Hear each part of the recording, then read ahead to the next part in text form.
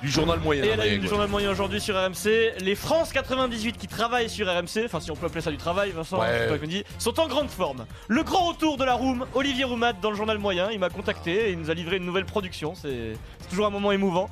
Puis une question Vincent pour toi, est-ce que le Vésuve est un des rares volcans européens encore en activité? Je sais pas, vous avez la réponse, Marie et Sarah? Vésuve, il y a que Vincent qui peut répondre à ça. Bien sûr. Ah bon, on va peut-être le refaire, c'est pas sûr mais bon. Vous êtes prêts? Vous écoutez RMC, c'est le 323e journal moyen de l'histoire du Super Moscato Show. 323. En direct de la rédaction du Super Moscato Show, c'est le journal moyen d'Adrien Egoin. Bureau de vérification des Moscars, vous êtes d'accord? Un petit Moscar pour débuter, Team Dugas, Christophe Dugarry, Moscar? D'aller voir et de faire de ce qu'il faut pour qu'il n'y ait que 18 clubs par exemple en Ligue 1. Ils veulent pas le faire. Donc c'est le chat qui se mord la queue, il se plaint. C'est le chat qui se mord la queue. Attention, le serpent va être jaloux parce que si le chat commence à se mordre la queue, il pique le boulot. Le chat qui se mord la queue. Ce n'est pas le chat qui se mord la queue. Ah bah non, c'est le serpent. Non, c'est le serpent qui se mord la queue. Ouais, t'as raison. Ouais, mais c'est fou que quand on nous le dit, on se. Bah, en fait, ça choque pas parce qu'on voit les animaux tourner en rond. Tu sais que c'est d'attraper la queue, donc. Non, bah voilà. Non, je rajoute rien. Tu voulais rajouter quelque chose, Vincent? On valide, Moscar. C'est arrivé, ton Pierrot, plusieurs fois. Vas-y, tout le monde voulait la faire. On n'a pas assumé. Sans transition. Attention, l'instant 98. Je crois qu'après avoir vu ça, on peut mourir tranquille. Alors. Emmanuel Petit a eu très chaud dans l'émission Le Vestiaire sur SFR Sport 1. Il met la pression à ce moment-là à Gallas. Il voudrait que William lui dise la vérité. Que s'est-il passé, William, dans le bus de Naïsna en 2010? Parce que Gallas y était dans le bus et Petit jouait plus au foot à l'époque. Attention Manu, quand on donne la pression là, quand on met la pression sur quelqu'un, ça peut se retourner contre toi. Qu'est-ce qui s'est passé dans le Qu'est-ce qui s'est passé dans le bus à Naïsna? Une chose sur 2002, que ça explose. Moi j'aimerais bien savoir. Il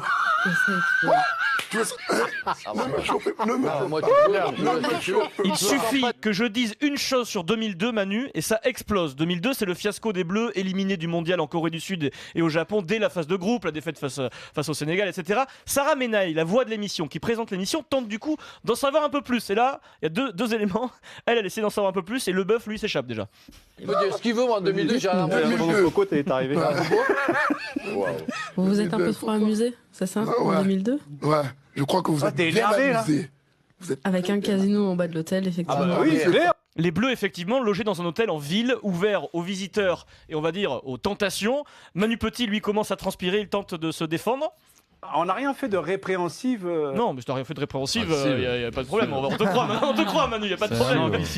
William continue son travail de sape, il met la pression sur Manu. Je suis un ancien joueur. J'ai eu des collègues qui ont joué avec moi et je peux te dire, je sais ce qui s'est passé en 2002. Je sais ce qui s'est passé en 2002, moi je me dis on va savoir. Non mais finalement on va savoir quelque chose ou pas? Dernier mot, conclusion de la séquence, William Gallas. Ne rentrez pas dans ce jeu-là parce que sinon c'est une bombe que je mets ici. Menace. Fin de la séquence, on ne saura pas, Sarah, ce qui s'est passé en 2002 en équipe de France. Tournée ou des trucs comme ça, non? Scrap qui s'est jamais terminé.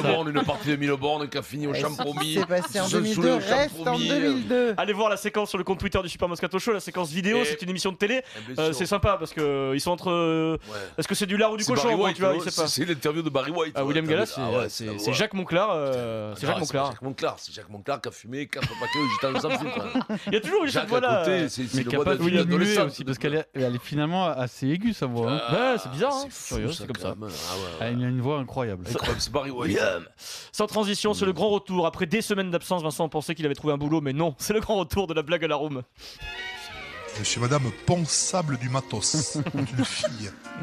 Comment ils l'ont appelé? Ponsable du Matos. Thérèse. T'es responsable du matos. Olivier Roumat, ancien joueur de rugby, 61 sélections, champion de France avec Vincent Moscato en 1998 avec Paris. Olivier, aujourd'hui, ça donne à une passion, ce qui s'appelle la blagounette.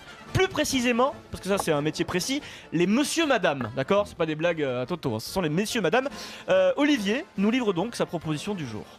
Alors c'est une spéciale pour Eric Dimeco. Ah, il va être content. Donc monsieur et madame on tapisse. Monsieur et madame, on tapisse, on tue 2 garçons, 2 joueurs de foot. Comment les ont-ils appelés? Monsieur et madame, on tapisse. Okay. Alors le premier fils s'appelle Cantona. Ok. Et le deuxième s'appelle Papin. Papin. Pourquoi? Parce que quand on a Papin, on tapisse. Quand on a Papin, on tapisse. C'est très bon ça. C'est mon idole, Olivier Roumat. Bravo. Quand on a pas peine, on tapisse. Mais oui, bien sûr. Mais il est incroyable ce mec. Quand on a pas peint. Quand on a pas peint, on tapisse. Tu sais que ça fait 3 jours qu'il m'a envoyé des SMS, il me dit j'ai une bombe pour toi. C'est un truc de fou. C'est beau ça.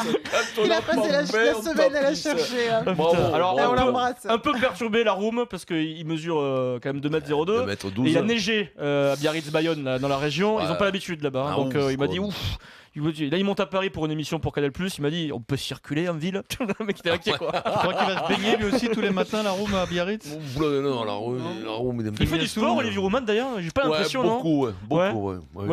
Il court. Il court au restaurant, non, surtout. Par contre, c'est une force de la nature, lui, non? Ah ouais, non, il est bien. Pas besoin trop de forcer, quoi. Ouais, non, il était très adroit, Olive, quand il jouait. Un peu comme son fils a un peu ses qualités. Alexandre Roumat, qui joue à l'Union Bordeaux. Rugby, puis bon, 2 mètres, très bon en touche. Bon joueur de rugby. Un peu moins fort que toi, un peu moins complet, mais pas mal quand même. Non, c'est bon joueur de rugby. C'est bon joueur de rugby. Après, Olive, il avait pas ta gestuelle, quand même. Pas tout à fait, non. Il avait pas la souplesse de hanche. Non, il avait pas cette souplesse. Sans transition, elles sont là, Maryse, il est 16h52. Il y a un phénomène extraordinaire chez les joueurs de rugby. Je sais pas si t'as remarqué, Pierre, cette incapacité à dire quelque chose de simple chez les joueurs de rugby, du premier coup distinctement. On en a la preuve au quotidien avec Moscato, c'est-à-dire d'un truc simple, tu vas en faire naturellement un truc compliqué. Voilà, c'est toi, Vincent. Si. Teddy Iribaren, joueur du Racing 92, est chargé d'enregistrer un message pour le compte Twitter du club, pour le compte Twitter du Racing. C'est très simple. Il doit dire salut, c'est Teddy Iribaren. Petit message pour vous dire qu'on compte sur vous pour venir nous soutenir face à Brive. C'est pas le message le plus compliqué du monde à dire face caméra quand même. Eh bien l'enregistrement, le Racing nous l'a délivré publiquement et ça donne ça. C'est Teddy Iribaren. Okay. Bonjour à tous, c'est Teddy Iribaren. Simplement, je vous fais un petit message pour. Bonjour à tous, c'est Teddy Iribaren. Je vous fais un petit message simplement pour vous demander. Bonjour à tous, c'est Teddy Iribaren. Je vous fais un petit message simplement. Il n'y arrive pas, il bute, ça dure de longues minutes, parce qu'on prend des coups aussi quand on est demi-mêlée en rugby, donc voilà. Va-t-il y arriver, Teddy ? Bonjour à tous, c'est Teddy Iribaren. Je vous fais un petit message simplement parce qu'on compte sur vous. Venez nous supporter nombreux face à Brive. Ça va être un très gros match. On compte sur vous. Merci beaucoup. C'est pourri, je l'ai répété. Bonjour à tous, c'est Teddy Iribaren. Je vous fais ce petit message simplement pour vous demander de venir nous soutenir nombreux face à Brive. Ça va être un très gros match. On compte sur vous. Merci beaucoup. C'est excellent, il est arrivé à la fin, Vincent. Mais le nombreux, il est pas bien placé, non? Je sais pas, nombreux nous soutenir, non? Nous soutenir nombreux. C'était naturel, au moins c'était mignon. Que vous veniez nombreux nous soutenir. Et ce qui est fabuleux, c'est que toi aussi, Vincent, par exemple, tu adores ce genre d'exercice quand tu enregistres des spots, par exemple, pour TF1 il y a quelques années. Le port de Naples, ses docks, son chaos, son trafic. Génial. C'est une partie de mon enfance, vous savez. Mon grand-père était calabrais, il venait de la marine marchande. Quand je venais le voir, il m'emmenait sur le port. Pour aller déjeuner, c'était au restaurant, une pizza, napolitaine, bien entendu, simple. Je me souviens aussi du Vésuve, qui surplombe la ville. Vous savez? Comme une menace. Faut savoir que c'est un des rares volcans européens encore en activité. Je trouve qu'il symbolise bien cette ville, son bouillonnement. Non. Il est tout rouge. Je suis jamais retourné. Ah, pourtant j'aimerais bien. Pourquoi? Pour aller respirer la mer et puis surtout pour penser à mon grand-père. C'est dégueulasse ce truc. Hein. Moi, la chute, surtout pour penser à mon grand-père, respirer la mer, exceptionnel. Oui, tu veux maintenant revoir ta position sur la pub de Teddy Iribaren, peut-être? Oui, il a pas mis le peut-être tu vas aller à Naples pour respirer la mer. Oui, bien sûr. J'aurais dû demander plus. C'est exceptionnel. Que je me suis Sarah, payé. tu connaissais pas ça? Mais non, je connaissais cette pas. Cette pépite. C'est fabuleux, Vincent. Merci pour ce moment. C'est une pub, c'est quoi? Un spot, tu sais, avant les journaux de 20h sur TF1, un truc qui doit donner envie aux gens d'aller voir. Je vois très bien. Le un endroit. port de Naples. Vous savez que le volcan, c'est le Vésuve. Vincent, c'est fabuleux. Mais tu l'as fait d'une traite ou tu l'as refait de nombreuses fois? Non, comme un cochon en tout cas. Comme un cochon. Non, mais pour te sauver, il faut que tu dises que tu l'as fait de manière spontanée. J'avais un panneau à côté de moi, et puis voilà. Même pas un prompteur? Et en le faisant, tu t'es rendu compte? Non, je l'ai envoyé chier. Tu sais quoi, c'était un soir à minuit après une émission.